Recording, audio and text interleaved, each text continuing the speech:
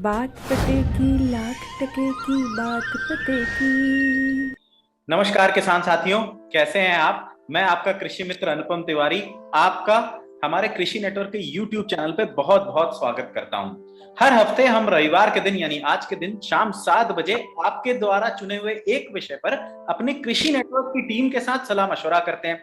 Show का नाम है बात पते की लाख टके की बात पते की। पिछले हफ्ते हमने बात करी थी प्याज की खेती में मानसून में लगने वाले कीट और बीमारियों के उपचार के बारे में।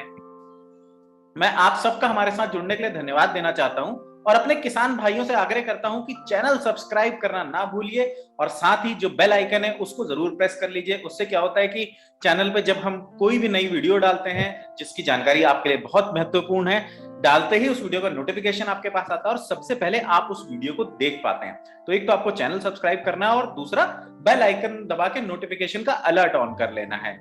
तो किसान भाइयों, इस हफ्ते आपने हमसे जानना चाहा था मिट्टी की जांच के बारे में। मिट्टी की जांच का सीजन आने वाला है। अभी जो है पिछला जो सीजन था वो खत्म हो रहा है। लोग अपनी फसल बाजार में लेके जाएंगे, बेचेंगे, फिर क्या होगा, फिर वो अपने मिट्टी की जांच कराएंगे। तो इसलिए आप सबके कहने के अनुसार हमने आज ये टॉपिक उठाया है अपने कृषि एक्सपर्ट से डिस्कस करने के लिए। तो आज हमारे साथ इस विषय पर और ज्ञान देने के लिए हैं प्रियंका जी, अनुराग जी, गगन जी और आशीष जी। ये सभी एक्सपर्ट्स एक एक करके हमें इस विषय पर अपना ज्ञान देंगे।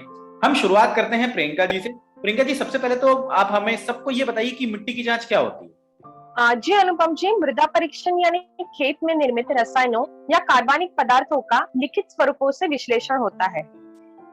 इस तरीके से आप तय कर सकते हैं कि किस खेत में कौन सी फसल उगानी चाहिए और कम खर्च में उत्पादन कैसे बढ़ाना है। मिट्टी परीक्षण के अनुसार अगर आप फसल का रोपण करते हो तो आप दोगुने से अधिक आर्थिक लाभ मिल सकता है आपको। और ये मृदा परीक्षण जो रहता है, जो रिकॉर्ड रखने वाली जो पत्रिका रहती है उसको मृदा स्वास्थ्य पत्रिका ऐसे कहा जाता है। जी अनुपम जी। जी प्रियंका जी, तो इसका इतिहास क्या है, कब से चालू हुई थी, किसने चालू करी थी, मतलब एक थोड़ा सा संक्षेप में बता दीजिए। जी अनुपम जी, अगर हम इसके इतिहास के बारे में बात करें तो इसके जो फादर है, मतलब इस तकनीक का जिन्होंने निर्माण किया है उनका नाम एमिल ट्रग है। और वे एक अमेरिकन साइंटिस्ट थे, उसी के साथ साथ वे एक प्रोफेसर भी थे। ट्रग जो है इनका मतलब इन्होंने जो शुरुआत है उनका ऐसा है कि उनको पता था कि मिट्टी जो है उसकी पीएच की वजह से उत्पादक उतनी नहीं होती, मतलब उनमें बहुत सारा मतलब क्या बोलते हैं उसको, डिफरेंट होता है हर एक मिट्टी में। मिट्टी की अम्लता को चूने के प्रयोग से ठीक किया जा सकता है। वह उस समय हर एक किसान को या उन्हें भी पता था, लेकिन उस समय ये नहीं पता था कि वो चूना जो हम लोग इस्तेमाल करने वाले हैं वो कितनी मात्रा में इस्तेमाल करना चाहिए। कभी कभी वो ज्यादा हो जाता, कभी कभी वो कम पड़ जाता था। इससे मिट्टी भी बर्बाद हो जाती और उनको जो मतलब उनको जो चाहिए वो उस मिट्टी से नहीं मिल पाता था।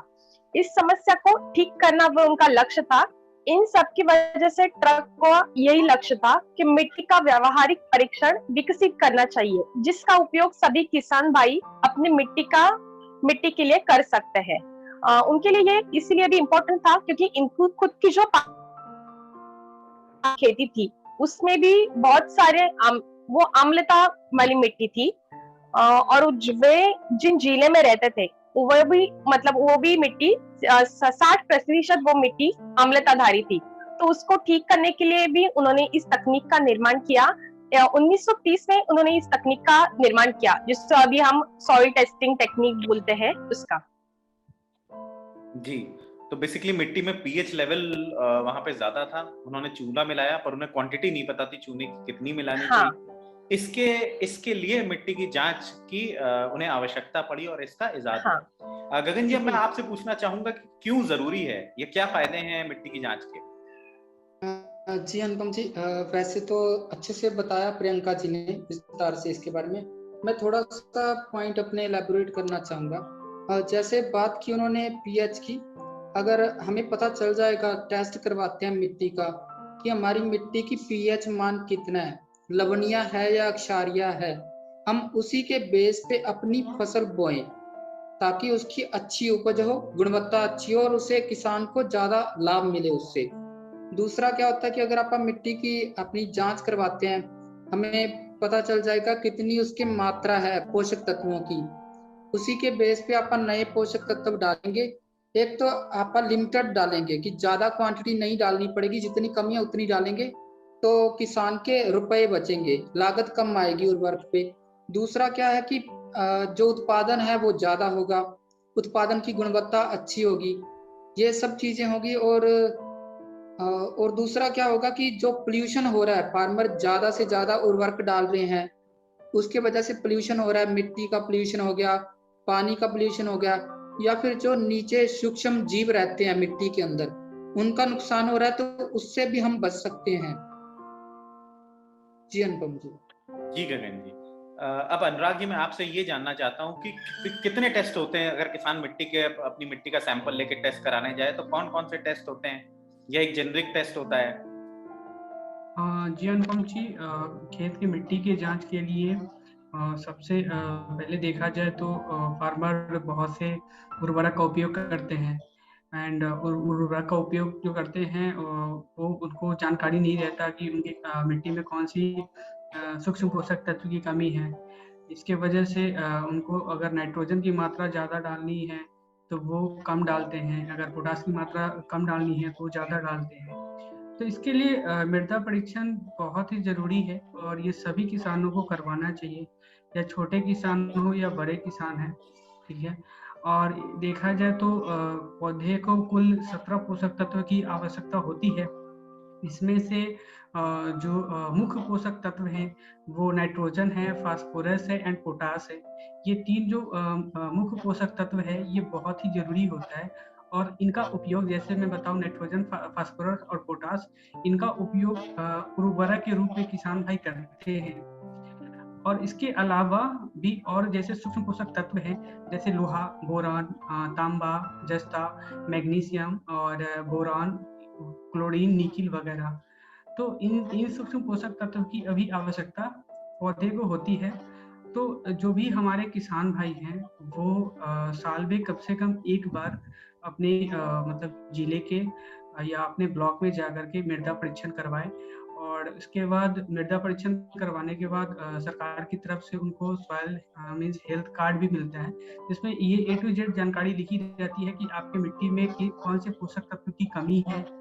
तो किसान को इस तरीके से जो भी है काम करना चाहिए। तो इससे क्या होती है कि उनके खर्च कम होते हैं और उनकी आमदनी में वृद्धि होती है।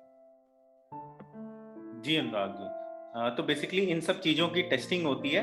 जहां तक मेरी जानकारी है, दो तरह से मिट्टी की टेस्ट होती है। एक होती है माइक्रो और एक होती है मैक्रो। माइक्रो में जैसे अनुराग जी ने बताया कि NPK जो है सिर्फ उसकी जांच की रिजल्ट आती है, और कुछ जगहों पे भारत में माइक्रो टेस्टिंग भी होती है। इसमें मैक्रो टेस्टिंग के अलावा 9 जो माइक्रो न्यूट्रिएंट्स हैं उनकी जानकारी मिलती है। तो आशीष जी, मैं आपसे पूछना चाहूंगा कि एक तो कैसे होगी ये, कब करवानी चाहिए और कहाँ जाना चाहिए इसको करवाने के लिए? जी बहुत बहुत धन्यवाद अनुपम सर। और सबसे पहले मैं आपको बहुत धन्यवाद देना चाहूँगा कि आपने जो आज सब्जेक्ट जो चुना है ये बहुत ही अच्छा सब्जेक्ट है और हमारे किसान भाइयों के लिए बहुत ही ज़रूरी है। ये हमें इसके एक मिशन के रूप में इसको लेके चलना पड़ेगा परीक्षण, क्योंकि किसान भाइयों को मैं पहले बता दूं कि कब करवानी चाहिए। सबसे पहला सवाल जो आपने पूछा है, तो सीजन जो खत्म होता है, जैसे भी धान लगा हुआ खेत में, धान हमारा कटेगा 10 से 15 दिन 20 दिन बाद। धान कटने के और गेहूं बोने के बीच में कम से कम 20 से 25 दिन किसान भाई हमारे लगा देते हैं खेत की तैयारी करने में। तो धान कटने के बाद आप अपने खेत से सॉइल सैंपल लेके अपना उसमें जो है डिटेल डाल के आप वो उसका सॉइल सैंपलिंग करके आप उसका टेस्ट करा सकते हैं। ये तो पहला हुआ, आप कब करवा सकते हैं। स्टैंडिंग क्रॉप, अगर क्रॉप आपकी खेत में फसल लगी नहीं करा सकते हैं। अगर आपने लाइन सोइंग में किया है, बीच में गैप है, तो करा सकते हैं, लेकिन उस केस में रिजल्ट हमारा थोड़ा सा गड़बड़ आता है, क्योंकि जब क्रॉप हमारी खेत में होती है तो उसमें हम नाइट्रोजन, फास्फोरस, पोटास और तमाम फर्टिलाइजर दिए रहते हैं, तो रिजल्ट वेरी करता है। तो सबसे अच्छा रहेगा कि हमारी क्रॉप कट जाए, उसके बाद हम 1 हफ्ते बाद इसका सैंपल लें। पहला सवाल कब करवाएं। दूसरा है क्यों करवाएं। क्यों करवाएं का मतलब होता है, जैसे इसका एक छोटा सा एग्जांपल मैं आपको बता रहा हूँ कोविड आया, पहले सर्दी जुकाम बुखार एक नॉर्मल चीज होती थी, हम दवा लेके खा लेते थे मेडिकल स्टोर से। कोविड आया, हमको खांसी आई, जुकाम हुआ, आदमी तुरंत गया भाई टेस्ट कराइए। टेस्ट का मतलब होता है कि उस चीज का एक्चुअल क्या कारण है, किस वजह से हो रहा है। जब हम मृदा की जांच कराते हैं तो हमें पता चलता है कि हमारे में नाइट्रोजन, पता चला कि नाइट्रोजन हमारे में बहुतायत मात्रा में हमारे उस खेत में है। हमारे किसान भाई धड़ाधड़ 4 बोरी 5 बोरी यूरिया डाल रहे हैं और उसकी आवश्यकता हमारे पास नहीं है। एनपीके फास्फोरस की बात करें, फास्फोरस की कमी है, उसको हम डाल ही नहीं रहे हैं। तो उस केस में क्या होता है, उससे हमको बैलेंस फर्टिलाइजर, हमें बैलेंस फर्टिलाइजर मतलब कि जो हमें डालना है एक्चुअल, वो डेटा हमें सॉइल हेल्थ कार्ड में, मृदा स्वास्थ्य कार्ड में बन के आता है कि आपको नाइट्रोजन इतना डालना है, फास्फोरस इतना डालना है, पोटाश इतना डालना है। तो इसलिए वो आवश्यकता होता है कराने के लिए, इसलिए कराएं। कहाँ के लिए? न्याय पंचायत स्तर से लेके जिले स्तर तक गवर्नमेंट की मृदा परीक्षण लैब है, ब्लॉक पे है, तहसील स्तर पे है, जिले स्तर पे है। तीसरा है सॉइल कंजर्वेशन डिपार्टमेंट, जो कि सबसे बड़ा डिपार्टमेंट है। इस सॉइल टेस्टिंग को एक मिशन के रूप में काम कर रहा है। उस पर 4000 करोड़ की परियोजना हमारे उत्तर प्रदेश में, अपनी मिट्टी पहचानो अभियान, उसमें ऊसर भूमि सुधार और मृदा परीक्षण दोनों कंबाइंड प्रोग्राम चलता है। वहाँ पे आप जाके डायरेक्ट करवा सकते हैं। दूसरा, गवर्नमेंट अभी इस पे काम कर रही है, आप सॉइल सैंपल देके चले आइए, आपके मोबाइल नंबर पे आपका नाम और सैंपल का संख्या, सैंपल में एक आईडी जनरेट होती है, वो जनरेट होती है, अपने मोबाइल में आप लॉगिन करके अपना रिजल्ट आप अपने घर पे ही देख सकते हैं। आपको मृदा स्वास्थ्य कार्ड लेने घर पे नहीं जाना, वहाँ पे लैब में नहीं जाना है। इसका बहुत बृहद रूप से तैयारी चल रही है और ये तहसील स्तर से जिले स्तर तक में आपको ये अवेलेबल हो जाएगी बहुत जल्दी। तो ब्लॉक में आप करवा सकते हैं। अब समस्या, कुछ किसान भाई ऐसे होते हैं इनके पास साधन नहीं होते हैं कि हम जिले में कैसे जाएं, हमारे यहाँ 50 किलोमीटर दूर है, ब्लॉक पे नहीं है। कहीं कहीं ऐसा भी है कि ब्लॉक पे नहीं है, मृदा परीक्षण लैब तहसील पे है, तहसील पता लगा 30 किलोमीटर है। किसान भाई आपको बताना चाहूँ, हर ब्लॉक में, हर गाँव में हमारे कृषि कर्मचारी, assistant technology manager, block technology manager, technical assistant, ये 3 जो है किसान मित्र, 4 ऐसे कर्मचारी हैं जो काम वहाँ फील्ड में काम करते हैं। आप उनको फोन करिए कि भैया हमने सॉइल सैंपल कराना है, सॉइल टेस्टिंग करानी है। आप 1 बार 2 बार फोन करिए, आपके पास खुद आएंगे, वो सॉइल सैंपल आपको बताएंगे कैसे लेना है और आपका सैंपल खुद अपने घर से, आपके घर से लेके जाएंगे और करवाएंगे। जी आशीष जी, और खर्चा तो कितना आता सर कि होगा? कैसे करवाना है और कहाँ? हाँ, मैं ये पूछ रहा हूँ आपसे खर्चा सर 7 रुपए एनपीके। अगर आप खर्चा बता रहा हूँ, खर्चा 7 से 10 रुपए है। माइक्रो न्यूट्रन जो कराते हैं आप एनपीके, और मैक्रो कराते हैं तो 35 से 50 रुपए आपको लगता है। प्राइवेट में अलग रेट है, प्राइवेट में कहीं 100 रुपए लेते हैं, कहीं 150 रुपए लेते हैं। कुछ किसान भाई कहते हैं कि हमें कल ही चाहिए रिपोर्ट, इमीडिएट चाहिए, तो उसमें चार्जेस बढ़ा देते हैं 200-250 रुपए। तमाम निजी संस्थाएं भी हैं, वो भी करती हैं, और एनजीओज हैं वो भी करते हैं। तो आप इमीडिएट में वहाँ भी करा सकते हैं। अदरवाइज जो गवर्नमेंट की संस्था है वहाँ से 7 से 10 रुपए, मैक्सिमम 15 रुपए, कहीं ये रीजन वाइज वेरी करता है। वो कहीं यूपी में कुछ और है तो महाराष्ट्र में, हरियाणा में कुछ और होगा चार्ज, लेकिन 15 से 20 रुपए ज्यादा कहीं नहीं है जी। लेकिन गवर्नमेंट और प्राइवेट में कितना अंतर आता होगा? और ये टेस्ट रिपोर्ट में सर, टेस्ट रिपोर्ट में बहुत विशेष अंतर नहीं आता। अगर 19-20 का, 20-22 का भी अंतर आता है तो वो कोई बहुत ज्यादा मायने नहीं रखता।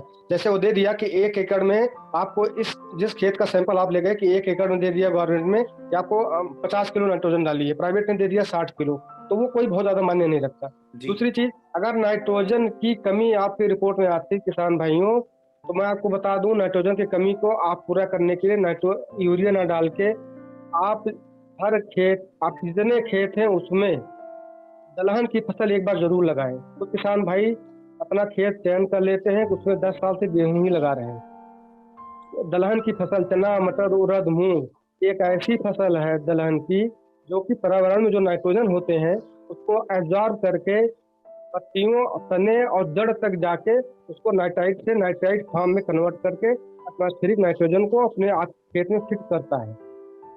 आप चने का पौधा कभी उखाड़ के देखिएगा किसान भाई, मटर का या उड़द और मूंग का, उसमें उनकी जड़ों में एक गांठ टाइप की बनी होती है, गांठ, उसको बोलते हैं रूट नोड्यूल्स। उसका काम होता है, उसमें नाइट्रोसोमोनास, नाइट्रोसोबैक्टर बैक्टीरिया होते हैं जो एटमॉस्फेरिक नाइट्रोजन को कंजर्व करके हमारी मिट्टी में एब्जॉर्ब करते हैं। तो किसान भाइयों से मेरा विनम्र आग्रह है, ये निवेदन है कि दलहन की फसल एक बार जरूर अपने खेतों में लगाएं, हर खेत में। अल्टरनेट ही लगाएं, 1 साल बाद 2 साल बाद लगाएं, लेकिन जरूर लगाएं। नाइट्रोजन की कमी को दूर करेगा वो। जी आशीष जी, अब मैं आपसे ये भी जानना चाहूंगा कि अपना जैसे खुद का सैंपल कैसे निकालेगा, कोई क्या तरीका होता है उसका? जी जी जी अनुपम जी, ये बहुत ही महत्वपूर्ण सवाल पूछा। किसान भाई अगर अपने खुद से सैंपल लेना चाहें तो मैं किसान भाई को बताना चाहूंगा, आपका एक खेत है तो खेत में मेड़ होता है, इसको बोलते हैं बंड, किनारे किनारे बंड से 1 से 1.5 मीटर छोड़ के 4 सैंपल, चारों किनारों से 1-1 मीटर छोड़ के 4 सैंपल वहां से लेंगे, आधा किलो का या 1 किलो का भी ले सकते हैं। फिर 1 सैंपल बीच एकदम सेंटर से थोड़ा सा छोड़ के वहां से ले सकते हैं। ये 5 सैंपल हमने इकट्ठा कर लिए, पांचों को हमने एक साथ मिक्स कर लिया। आप खुरपी से या फावड़े से बी शेप आकार में, बी शेप का मतलब होता है ट्रायंगल लेते हैं तो पहली परत, दूसरी परत, तीसरी परत। जैसे आप गड्ढा खोदेंगे तो एक ही जगह से मिट्टी आएगी, लेकिन जब बी शेप करेंगे उसका तीनों लेयर से हमारे पास मिट्टी इकट्ठा हो जाती है। तो बी शेप में लेके उसको हम 5 सैंपल को एक साथ मिला दिए और इसका एक रिप्रेजेंटेटिव, इसका एक आधे किलो या 1 किलो का एक सैंपल हम एक पॉलीथीन में इकट्ठा कर लिए। उसमें एक पर्ची डाल दिए, किसान अपना नाम, ब्लॉक का नाम, तहसील का नाम, गांव का नाम, अपना मोबाइल नंबर और अपने खेत की पहचान संख्या कुछ भी डाल सकते हैं, ABCD कुछ भी डाल सकते हैं। ये लिख बना के आप सॉइल टेस्टिंग लेबोरेटरी जो भी आपके नियरेस्ट है, जो भी आपके पास है, आपको पड़ती है, वहाँ पे आप दे आए। अदरवाइज जो कर्मचारी, किसी कर्मचारी उनको फोन करके आप बोलिए कि हमने सॉइल सैंपल इकट्ठा कर लिया है साहब, हम इसका टेस्ट करना चाह रहे हैं, कृपया हमारा इसको ले जाकर करवाइए। जी आशीष जी, बहुत ही सटीक और बहुत ही महत्वपूर्ण ये है सर इस तरह जानकारी। जी आशीष जी, बहुत ही सटीक और बहुत ही महत्वपूर्ण जानकारी दी आपने। अब गगन जी, मैं आपके पास आता हूँ और आपसे ये जानना चाहता हूँ कि जो सॉइल टेस्टिंग है, इससे जुड़ी कौन कौन सी स्कीम्स हैं जो किसानों के फायदे में आ सकती हैं, और किसानों को फिर हमें जागरूक भी करना है कि वो सॉइल टेस्टिंग ज्यादा कराएं। जी अनुपम जी, ऐसी बहुत सी स्कीमें चल रही हैं। सभी अगर हम कहें कि राज्य की, तो सभी राज्य अपने बेस पे अलग अलग स्कीमें चला रहे हैं। और सेंटर की बात करें, केंद्र की, तो सॉइल हेल्थ कार्ड के नाम से स्कीम है जो पूरे इंडिया में चल रही है, सभी राज्यों में है, यूनियन टेरिटरीज में है। और इसका टारगेट है कि 21 लाख कम से कम सॉइल हेल्थ कार्ड बनाए जाएं कि फार्मर्स की मिट्टी की जांच की जाए। और अब तक ये तकरीबन 20 लाख सॉइल हेल्थ कार्ड बन चुके हैं, फार्मर की मिट्टी का टेस्ट हो चुका है और बहुत से कार्ड रजिस्टर हो चुके हैं। इसका डाटा पूरा ऑनलाइन आता रहता है इंटरनेट पे। किसान भाई कभी भी वो अपना हेल्थ कार्ड इशू कर सकते हैं, चेक कर सकते हैं कि स्टेटस क्या है। और राज्य की बात करें तो जैसे आशीष जी ने बताया कि अपनी मिट्टी पहचानो अभियान जो यूपी में चलाया जाता है दोनों सीजन में, फसल करने के बाद रबी की और खरीफ की।